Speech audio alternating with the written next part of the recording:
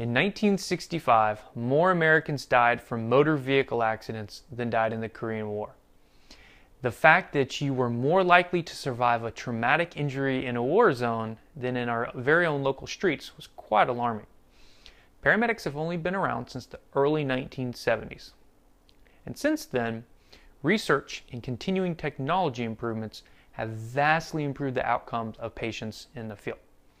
Three of the areas I'm going to talk about today is advanced cardiac life support, drug administration, and advanced airway techniques. First, with the advanced cardiac life support, every paramedic is required to have what's called a cardiac monitor. What this is a $30,000 piece of machinery. It's handheld, and it's got a screen on it about twice the size of this card. Now, what this little machine does is this can tell us every single different type of rhythm that the heart goes into.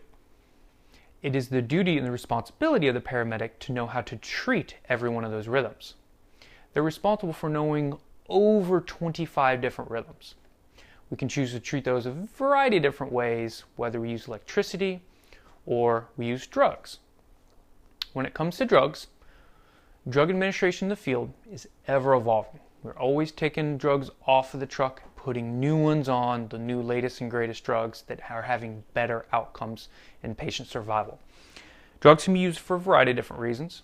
We use them for diabetic patients, we use them for pain management, we can use them for when the heart goes into a deadly arrhythmia or dysrhythmia. We can use that to try to reverse that.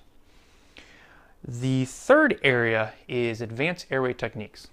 Now, the bread and butter, the gold standard of every paramedic that they strive for when securing an airway is using what's called an endotracheal tube.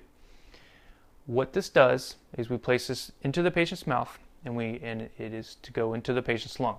One of the ways that technology has vastly improved the outcome of this is with the introduction of a device called a capnography device. What this does is when we place the tube, when we intubate the patient, we put it on the end of the tube, within about 1 to 3 seconds, it tells us if we've placed it in the correct spot so that we can properly ventilate the patient. When I started paramedic school, I was told by one of my instructors, 100% of people without an airway die. And this is true. This is true because the lungs are necessary in the exchange of oxygen and carbon dioxide. Without it, you cannot survive. So in conclusion, drop my card. This is why it is extremely important for every paramedic to not only be up to date, but to also understand how to use every piece of equipment at their disposal. Not only is the equipment ineffective, but it can be downright deadly if not utilized in the correct manner. This is why I choose to continue my education in the emergency medical services field.